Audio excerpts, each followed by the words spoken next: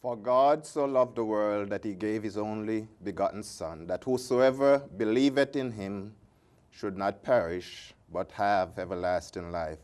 Welcome again to Talking Jesus. Today is going to be a very special day. I have again as a repeat guest my brother Jose Bernal, and he's very knowledgeable concerning the Jewish teachings concerning the Messiah. And that's what we'll be talking about today. Jesus in the Jewish writing, may it be the Targum or the Talmud, the Mishnah. What does all of these Jewish writing have to say about the promised Messiah? And can we see the footprints of Jesus even in those writings that precede his incarnation? So today we're going to just welcome again. As I said, we have him quite a few times before, and he's very knowledgeable concerning the teaching of the Word of God. He's a Bible teacher, also an author. And my brother, Jose Bernal, welcome again to Talking Jesus. And just tell us briefly, sir, what's on your mind, who you are, how long you've been studying the Jewish writings. And I've been studying the Jewish writings for good over 30 years now. Practically since the late 70s, I've devoted my life to the study of Judaism and Christianity, and basically as to understand why what we read in the Bible and what we see today is starkly different from what we do read in the Bible, and to get the answers on how it arrived, how things changed, how it morphed into what we see today. And it's interesting because I've learned how we got here, the journey.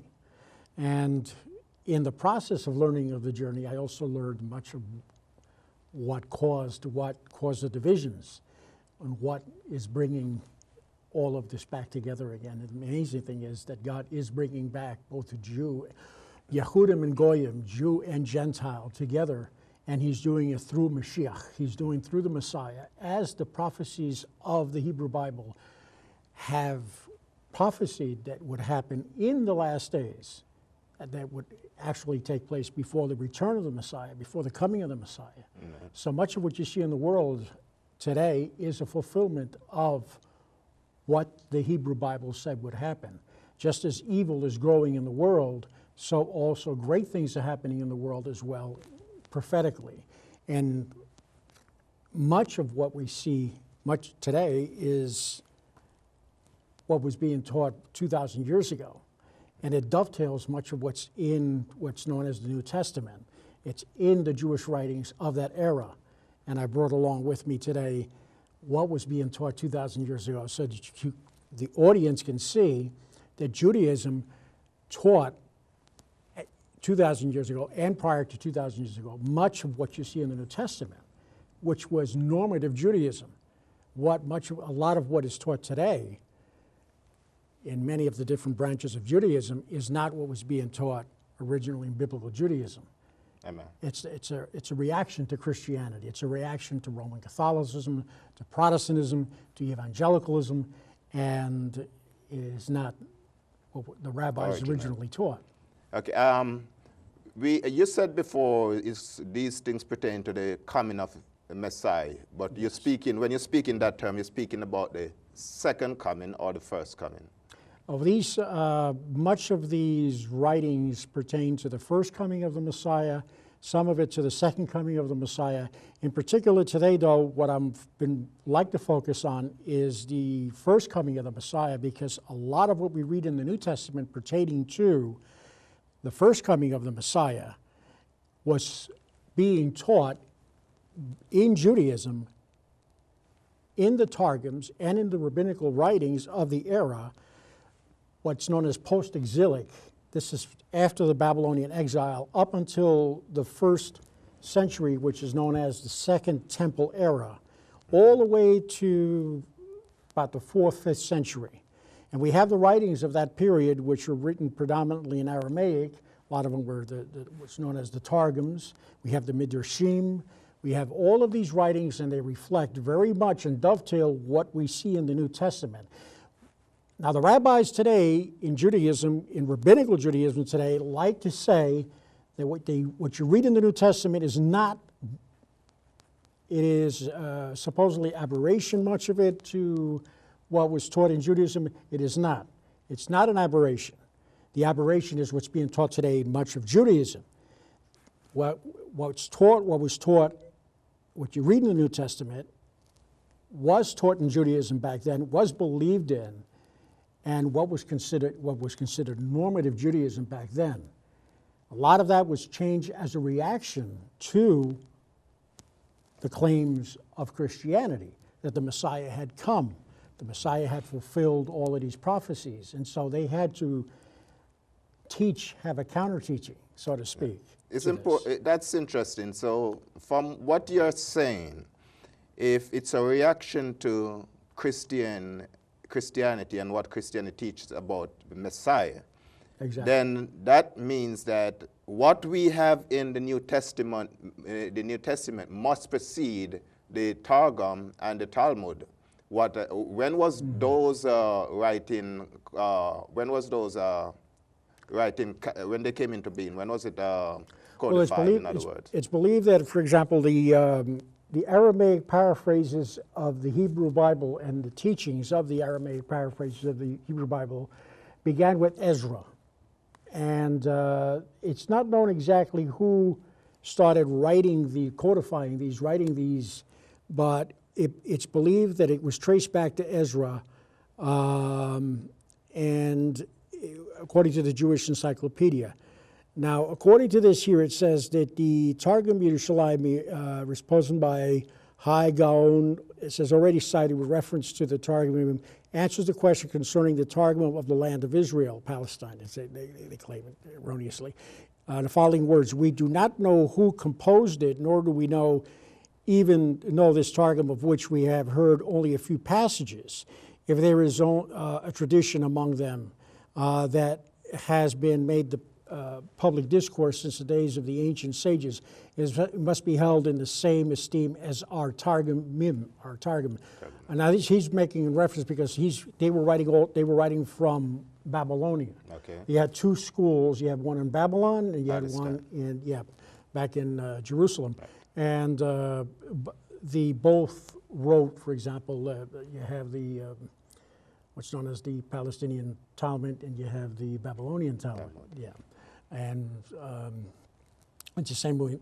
And here you have the name of the two works, which have been presented to posterity as a product of the Palestinian and Babylonian schools during the Amoraic period, which extended from the 3rd to the 5th century of our Common Era. One of these compilations is entitled Talmud Yerushalayim, Jerusalem Talmud, and the other Talmud Babli, or Babylonian Talmud. Now, it's with reference to for example, the Targums. These were the Aramaic paraphrases and translations that, for example, that you read about in Ezra, where because the people had lost the ability to read and write Hebrew, yes, the scribes would translate, and in the translation they would give light to the scriptures. It says it right there in the scriptures, and so they would do this in the translation. Somebody codified this, wrote it down, and we've had posterity these writings, which are known as Targumim.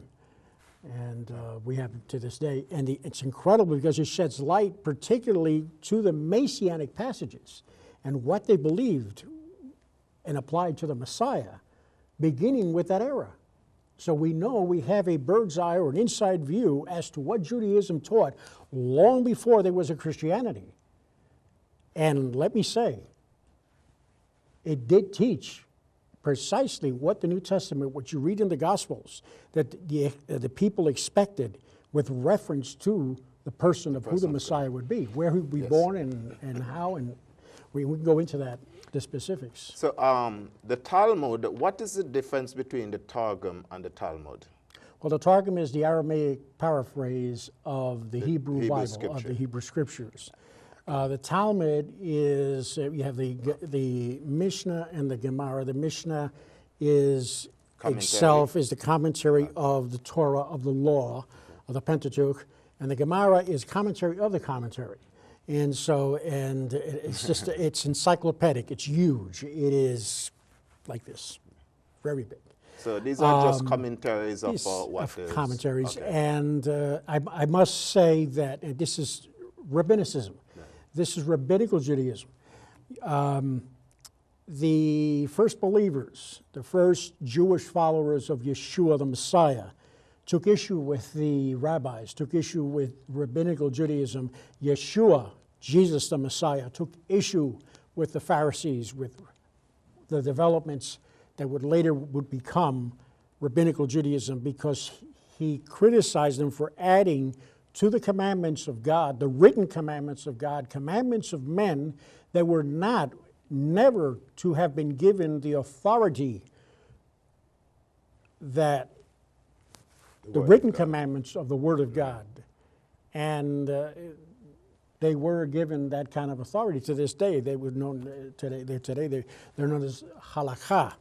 The rabbi gives his authority to his rules or injunctions as much as the commandment that is written in the law of God. This is why later on you had the development of what's known as Karaite Judaism, where they only strictly go by law and not by these rabbinical injunctions that came later on, and which were additions. So this is where the first Jewish followers of Yeshua, of Jesus, they had more in common with the Karaites than they did with their rabbinical counterparts. Yes. When you think about the Jewish writings, I would like go back to, for example, the oral law.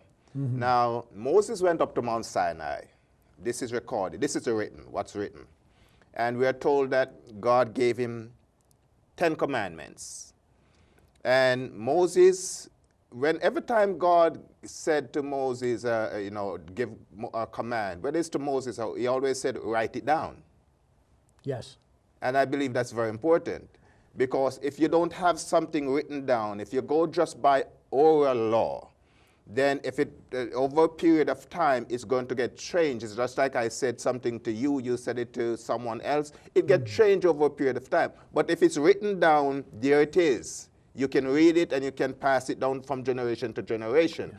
Can you put on par the oral law with the written law? Well, absolutely not. Absolutely not. And this is the problem with rabbinical Judaism, is that they have not only put it on par, but they have superseded it. There was one rabbi, it had gotten to the point where they actually stated that the oral law superseded the written law, that whatever the rabbi taught now was more authoritative than whatever was written in Torah. So that now you have, for example, you have the phenomenon, for example, the Hasidim spend most of their days, what do they learn? Talmud. They spend most of the days, you see them, when you go to New York, they carry these large books. Well, the large books they're carrying are Talmudic literature. They're Talmudic scholars. Not Torah. This isn't Torah. Yeah. Now they'll argue with you and say that they're studying Torah. What they're studying is Talmud. They're becoming Talmudic scholars. They know more the injunctions, the halakot, than they do know about Torah. But it's the law. And God was very specific when he spoke to his people, because he said, you are not to add to what is written in this law, Amen. What is written in the law of God, Amen. Or remove from it one jot, one tittle, not one single cannot be added or taken away. The yud. Not one yud. Yes. We're talking about the Jesus in the Targum. Give me a few instances of where it mentioned what it said about Jesus in the Targum, since it goes back to predates this teaching that the rabbinical teachers